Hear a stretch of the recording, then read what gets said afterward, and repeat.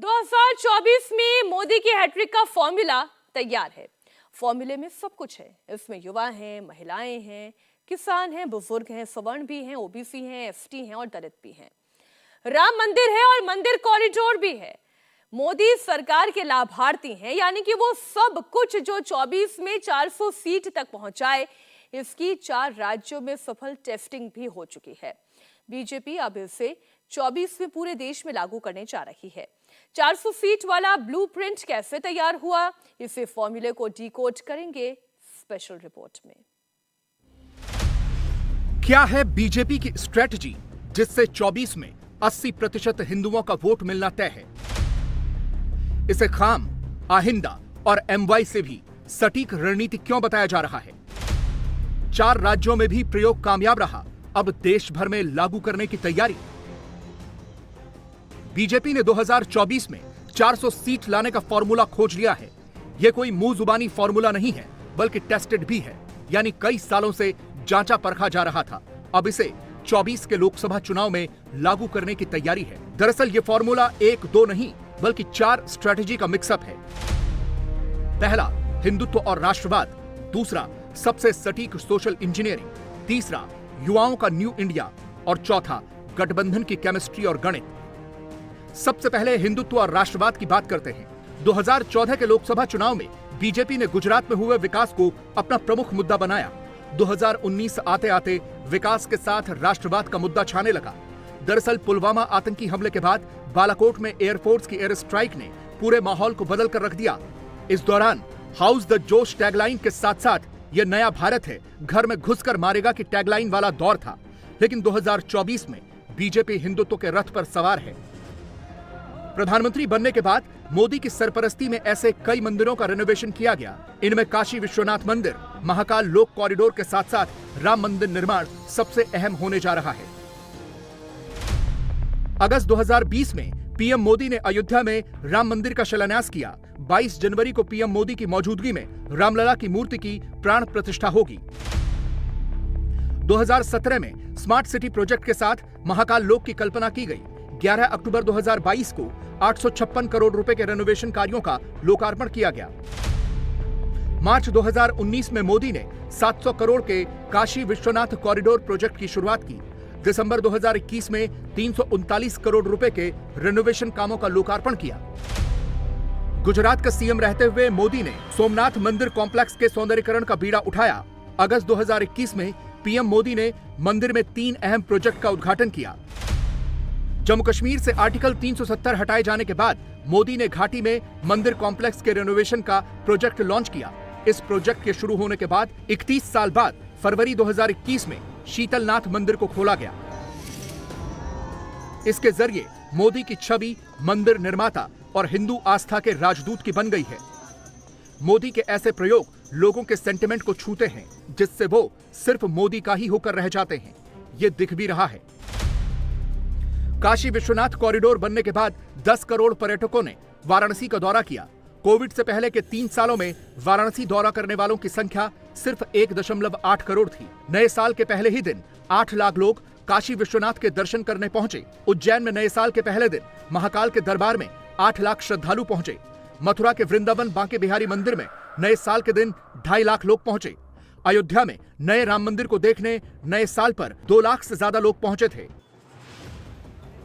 इसके साथ ही 1 जनवरी से 15 जनवरी तक अयोध्या से अक्षत कलश यात्रा की शुरुआत हो चुकी है। 10 करोड़ से ज्यादा हिंदू परिवारों को पूजित अक्षत से रामलला की प्राण प्रतिष्ठा का निमंत्रण दिया जाएगा। बीजेपी अपनी इस स्ट्रैटेजी के जरिए विपक्षी इंडी गठबंधन के ओबीसी के मुद्दे को खत्म करना चाहती है। –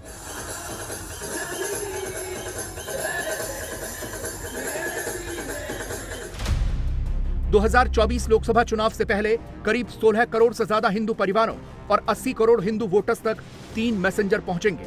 सबके पहुंचने का तरीका जरूर अलग होगा, लेकिन टारगेट एक होगा। 2024 में मोदी के लिए बिल्डअप करना, हिंदू वोटर्स को एकजुट करना।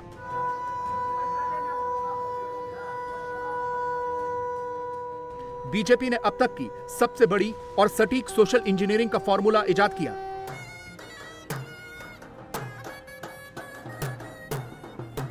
भगवान प्रभु रामचंद्र जी के जन्म स्थान के भव्य मंदिर की प्राण प्रतिष्ठा हो रही है। इसके जरिए बीजेपी ने हाल में 2 राज्यों मध्य प्रदेश और छत्तीसगढ़ के विधानसभा चुनाव में न सिर्फ जीत हासिल की बल्कि कांग्रेस समेत विपक्षी पार्टियों के जातीय कार्ड की भी हवा निकाल दी। दरअसल इन चुनावों के दौरान विपक्ष ने ओबीसी का जातीय कार्ड उछाला था ताकि हिंदू एकजुट न हो सके। विधानसभा चुनाव से पहले सड़क से लेकर संसद तक कांग्रेस के पूर्व अध्यक्ष राहुल गांधी खुलेआम ओबीसी की रट लगाए थे। हिंदुस्तान में ओबीसी है, ओबीसी कितने हैं भैया? ओबीसी कितने हैं हिंदुस्तान में? क्या ओबीसी की आबादी 5% है क्या? हो ही नहीं सकता। देश के सामने एक ही मुद्दा है, कास्ट सेंसस। ओबीसी कितने हैं? कास्ट सेंसस जब हमारी सरकार थी हमने किया। हिंदुस्तान में ओबीसी कितने हैं? नरेंद्र मोदी ओबीसी को बताना नहीं चाहते हैं। हमारा पहला काम कास्ट सेंसस होगा। हम देश को बता देंगे इस देश में कितने ओबीसी हैं। लेकिन 3 दिसंबर 2023 को जब इन राज्यों के चुनाव नतीजे आए तो विपक्ष के पैरों तले जमीन खिसक गई। बीजेपी ने 2 राज्यों में सिर्फ चुनाव ही नहीं जीता बल्कि पहली बार इन राज्यों में सबसे ज्यादा वोट शेयर भी हासिल किया। मध्य प्रदेश में बीजेपी ने 48.5% वोटों के साथ 163 सीटें जीती। 2018 में बीजेपी ने 41% वोटों के साथ सिर्फ 109 सीटों पर जीत हासिल की थी। वहीं छत्तीसगढ़ में 46.27% वोट के साथ 54 सीटें जीती। 2018 में 33% वोट शेयर के साथ सिर्फ 15 सीटों पर जीत हासिल की थी। दरअसल बीजेपी को यह जीत ऐसे ही नहीं मिली, इसके पीछे बीजेपी की सोशल इंजीनियरिंग थी। बीजेपी ने सवर्ण, ओबीसी और एसटी को मिलाकर सोशल इंजीनियरिंग का यह फॉर्मूला तैयार किया है। इसके साथ ही बीजेपी चुनिंदा एससी समूहों जैसे यूपी में पासी, खटिक और वाल्मीकि, बिहार में मुसहर और पासवान, तेलंगाना में मदिगा, महाराष्ट्र में गैर महार को इस सोशल इंजीनियरिंग के फॉर्मूले में शामिल किया है। इस रणनीति के जरिए बीजेपी की लगभग 70 से 80% हिंदू वोट बैंक में पहुंच हो गई है, जिसे वो यूपी के 2 लोकसभा और 2 विधानसभा चुनावों में परख चुकी है। बीजेपी को यूपी के 2 लोकसभा और 2 विधानसभा चुनावों की सफलता भी इसी फॉर्मूले से मिली है, यानी एकदम परखा हुआ फॉर्मूला। यूपी में 2024 के लोकसभा चुनाव में बीजेपी ने इस फॉर्मूले के जरिए 72% ब्राह्मणों के वोट हासिल किए।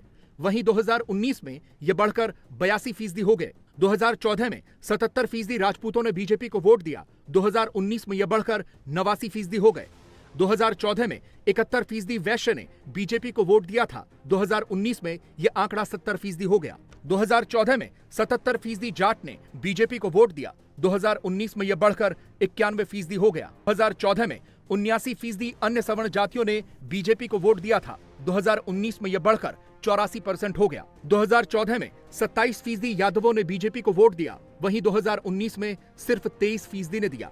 2014 में 53% कुर्मी और कोहरी ने बीजेपी को वोट दिया। 2019 में यह बढ़कर 80% हो गए। 2014 में 61% अन्य ओबीसी ने बीजेपी को वोट दिया। 2019 में यह बढ़कर 72% हो गए। 2014 में 18% जाटव ने बीजेपी को वोट दिया। 2019 में सिर्फ 17% ने दिया।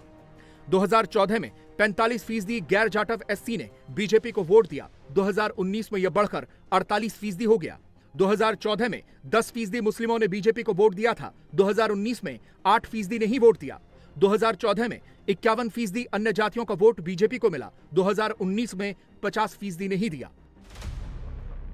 यूपी के 2017 और 2022 के विधानसभा चुनाव में भी यह फॉर्मूला कारगर रहा। 2017 में यूपी में बीजेपी को 83% ब्राह्मणों ने वोट दिया था, जो 2022 में बढ़कर 89% हो गया।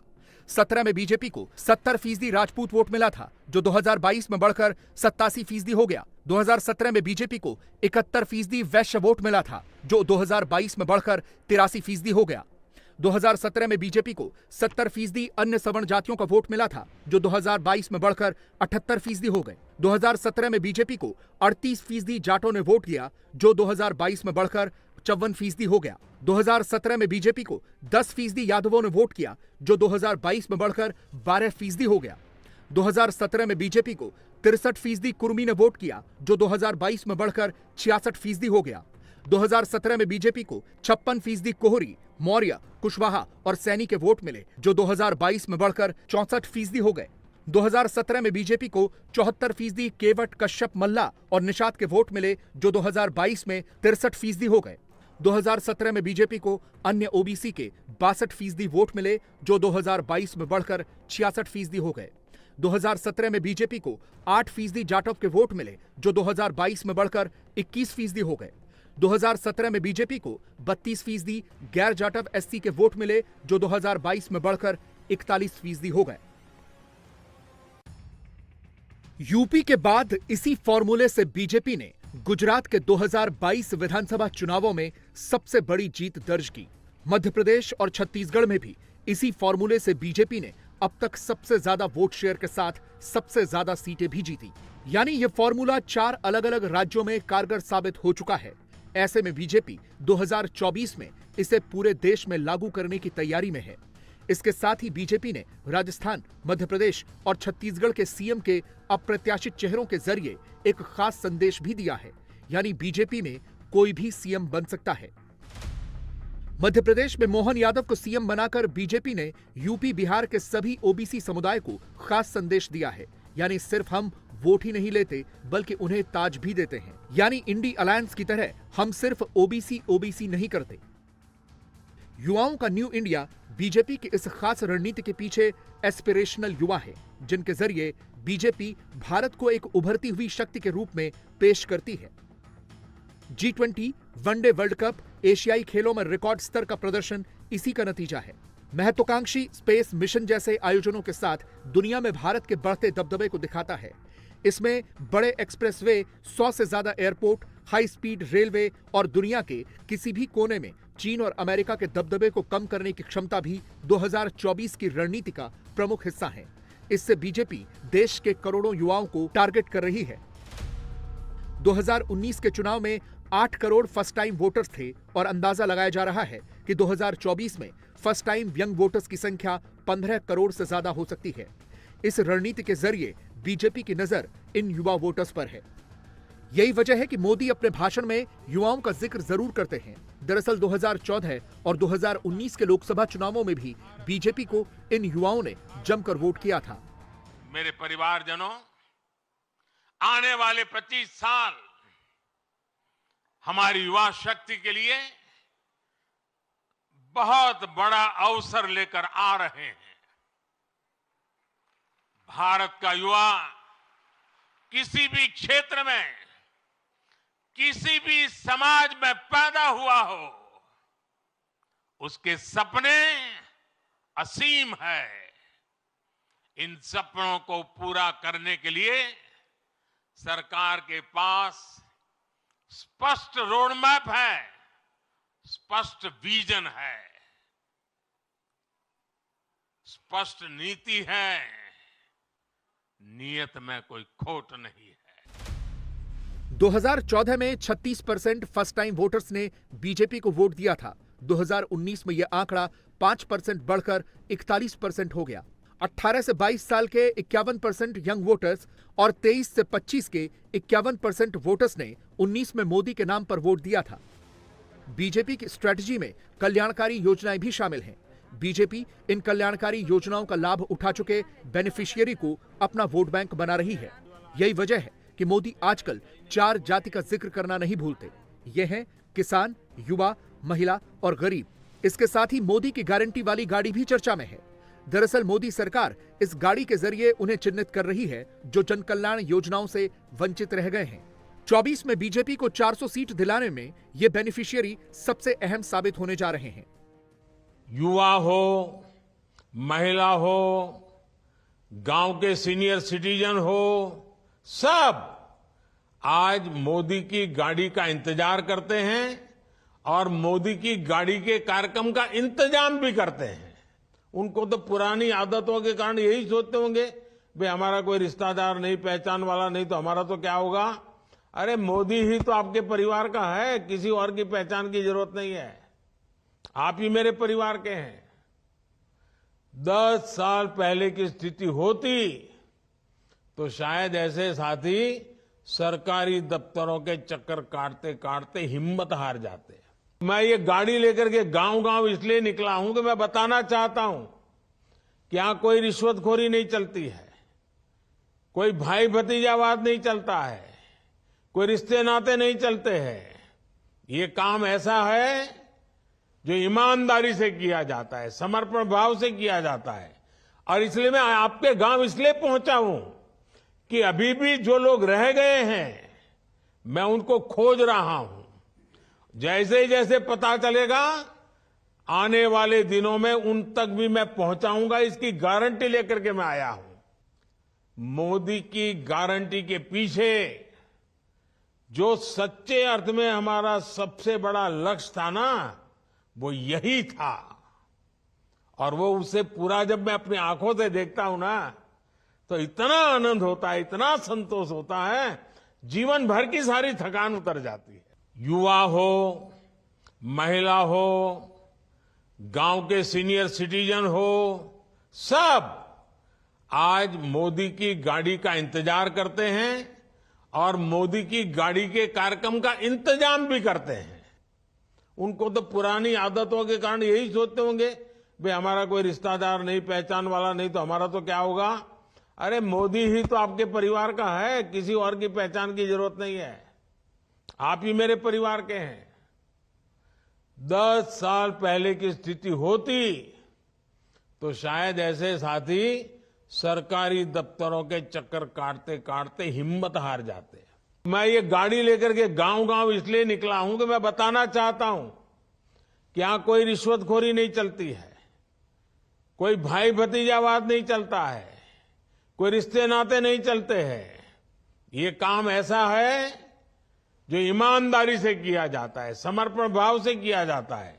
और इसलिए मैं आपके गांव इसलिए पहुंचा हूं कि अभी भी जो लोग रह गए हैं, मैं उनको खोज रहा हूं। जैसे जैसे पता चलेगा, आने वाले दिनों में उन तक भी मैं पहुंचाऊंगा, इसकी गारंटी लेकर के मैं आया हूं। मोदी की गारंटी के पीछे जो सच्चे अर्थ में हमारा सबसे बड़ा लक्ष्य था ना, वो यही था। और वो उसे पूरा जब मैं अपनी आंखों से देखता हूं ना, तो इतना आनंद होता है, इतना संतोष होता है, जीवन भर की सारी थकान उतर जाती है। बेनिफिशियरी कितना बड़ा वर्ग है, इन आंकड़ों से समझ सकते हैं। 81 करोड़ गरीबों को मुफ्त राशन, 47 करोड़ गरीबों के जनधन खाते, 47 करोड़ 40 लाख किसानों का पीएम फसल बीमा योजना में रजिस्ट्रेशन, 60 करोड़ लोगों को आयुष्मान भारत योजना में 5 लाख तक मुफ्त इलाज की गारंटी, 11 करोड़ किसानों को पीएम किसान सम्मान निधि, 9 करोड़ 80 लाख गरीब महिलाओं को उज्ज्वला गैस सिलेंडर, 3 करोड़ से अधिक प्रधानमंत्री आवास, 11 करोड़ 72 लाख गरीबों के घर में शौचालय, 55 लाख रेहड़ी पटरी वालों को पीएम स्वनिधि योजना में कर्ज। 2022 के यूपी चुनाव में पहली बार ऐसा हुआ था जब सरकारी योजना के लाभार्थियों ने योगी आदित्यनाथ की सरकार रिपीट करा दी थी।